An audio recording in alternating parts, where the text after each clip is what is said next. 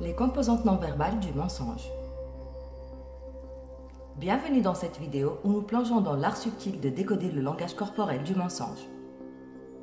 Mentir, comme nous l'avons vu précédemment, est une forme de communication complexe, souvent motivée par diverses raisons. Durant l'enfance, entre 3 et 7 ans, le mensonge est généralement le résultat d'une confusion entre réalité et imagination. À cet âge, les petits peuvent mentir pour attirer l'attention, échapper à une punition ou obtenir ce qu'ils désirent. Leurs mensonges sont sincères, mais leurs réactions trahissent souvent leur culpabilité, se cachant le visage comme pour éviter de révéler leurs secrets, mimant involontairement les composantes observées chez les adultes. À mesure qu'ils grandissent, les gestes deviennent plus subtils, les mensonges plus élaborés et les intentions plus conscientes. Cependant, les réactions instinctives demeurent intégrées dans leur subconscient, agissant comme un pilote automatique. Au-delà des gestes inconscients, il existe des signaux physiologiques révélateurs chez ceux qui mentent ou se sentent stressés. Lorsqu'une personne ment, son système nerveux s'emballe, augmentant son rythme cardiaque, provoquant de la transpiration et des démangeaisons. Elle peut instinctivement toucher son nez, son menton ou sa nuque. La respiration devient irrégulière, entraînant des mouvements plus prononcés des épaules et de la poitrine. Il est important de noter que chaque individu est unique, réagissant en fonction de ses propres motivations et son contexte culturel, personnel et psychologique. Pour analyser la communication non verbale et émotionnelle, il faut trouver un équilibre subtil entre les observations générales et la singularité de chaque personne. Les facteurs tels que la culture, l'âge, le sexe, les croyances, le caractère et la santé mentale doivent être pris en compte.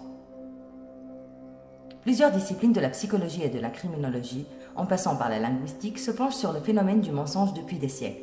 Toutes soulignent l'importance de distinguer le mensonge du stress, car les signaux non-verbaux de l'un et de l'autre sont souvent similaires. Ce qui nous embarque dans un monde fascinant où la science et l'observation se rejoignent pour décrypter les secrets du langage corporel et émotionnel. Restez à l'écoute pour découvrir les composantes courantes qui peuvent révéler le mensonge, le stress ou la peur. Les composantes de la communication non-verbale d'un menteur. Pour décoder efficacement ces signaux subtils, il est essentiel de posséder une ligne de base, c'est-à-dire une compréhension du comportement naturel et spontané de l'individu que vous observez. Cette référence est cruciale pour identifier tout comportement inhabituel.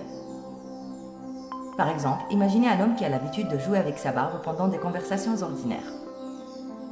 Si vous ne connaissez pas cette habitude, vous pourriez interpréter son geste de tripotage de la barbe comme un signe de mensonge, alors qu'il s'agit simplement d'un tic habituel pour lui. Cette illustration met en évidence la facilité avec laquelle nous pouvons détecter le mensonge chez quelqu'un que nous connaissons bien, car nous avons une compréhension de ses réactions dans différentes situations émotionnelles. En revanche, lorsque nous interagissons avec un inconnu, la tâche de détecter le mensonge devient incroyablement complexe, voire presque impossible pour la plupart d'entre nous. La véritable expertise en détection du langage non verbal des menteurs exige une formation approfondie dans des domaines tels que la neuroscience, la programmation neurolinguistique et une compréhension des recherches de spécialistes renommés tels que Paul Ekman et les concepts de synergologie de Philippe Turchet. Néanmoins, la connaissance des composants de la communication non verbale peut servir de signal, mais il est crucial de se rappeler que cela ne constitue pas une certitude infaillible. L'efficacité de cette détection dépend du contexte, de la personne en face de vous et de la nature de votre relation. Une fois ces éléments pris en compte, vous pouvez alors appliquer des stratégies de communication adaptées. Notre objectif dans la détection des mensonges n'est pas seulement de repérer la tromperie, mais aussi de créer des relations authentiques et saines. Ces compétences nous aident à aller au-delà des apparences, à établir des dialogues honnêtes et à mettre nos interlocuteurs dans une position où ils se sentent en confiance pour s'exprimer sincèrement. Les composantes paraverbales.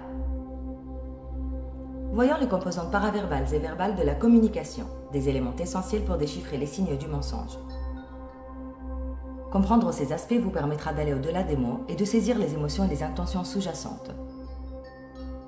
Tout d'abord, concentrons-nous sur la voix. Elle renferme une richesse d'indices, notamment le ton, le volume et le rythme. Lorsqu'une personne ment ou ressent du stress, sa voix subit des modifications.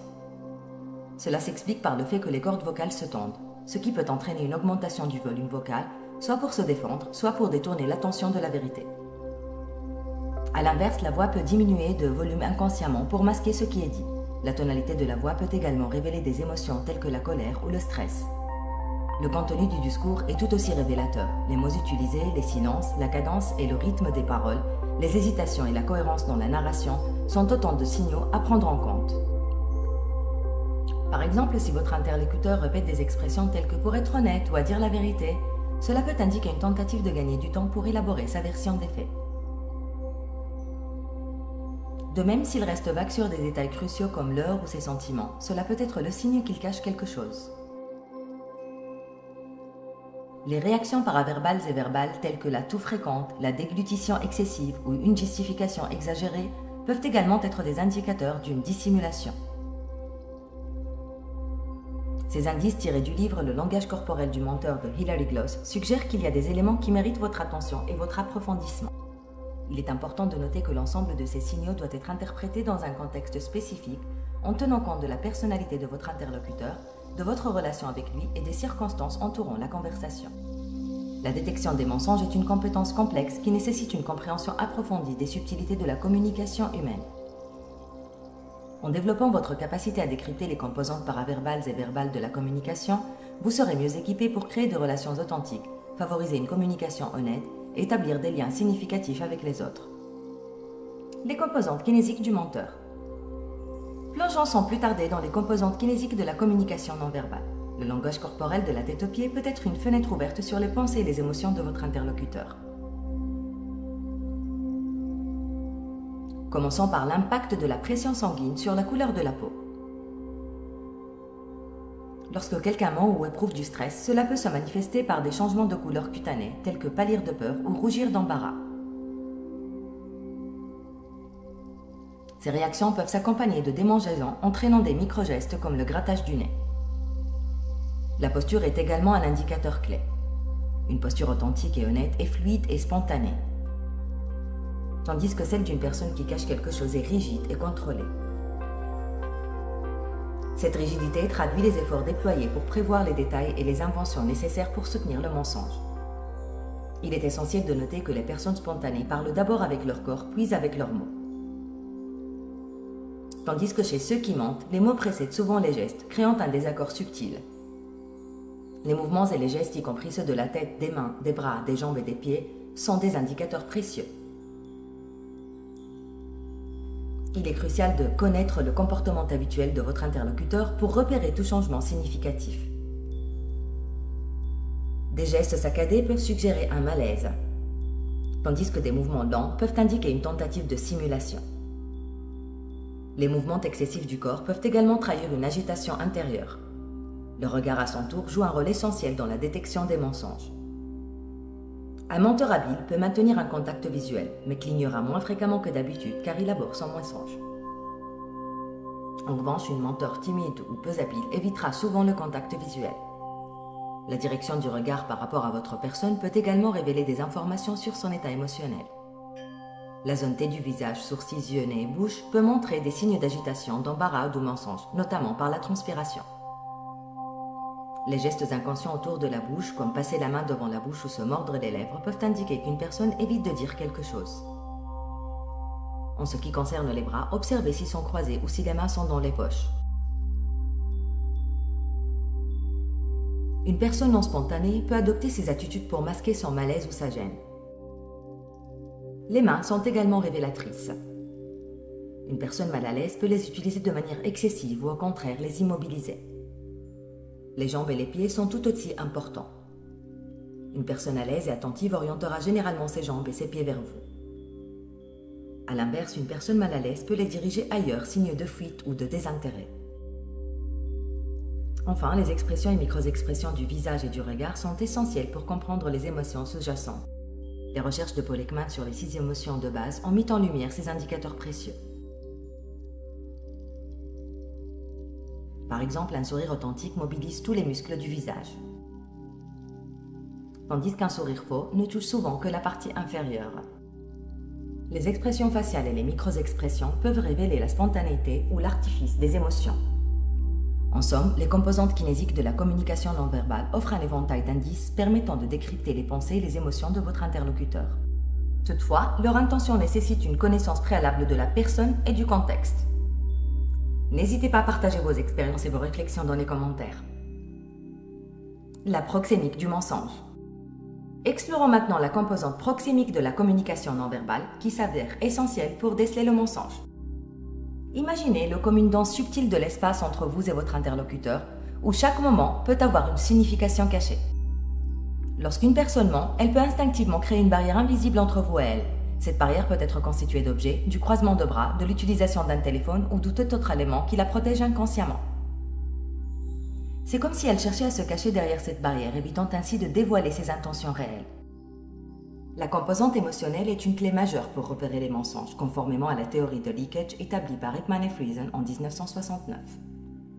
Les expressions faciales jouent un rôle primordial dans la lecture des intentions de votre interlocuteur, en particulier lorsqu'il essaie de dissimuler des émotions. Cette théorie a été enrichie en 1985 par l'ajout de l'impact des micro-expressions. Ces dernières sont de brefs flashs d'émotions authentiques qui peuvent révéler par exemple le plaisir qu'éprouve quelqu'un à vous tromper ou sa peur d'être découvert.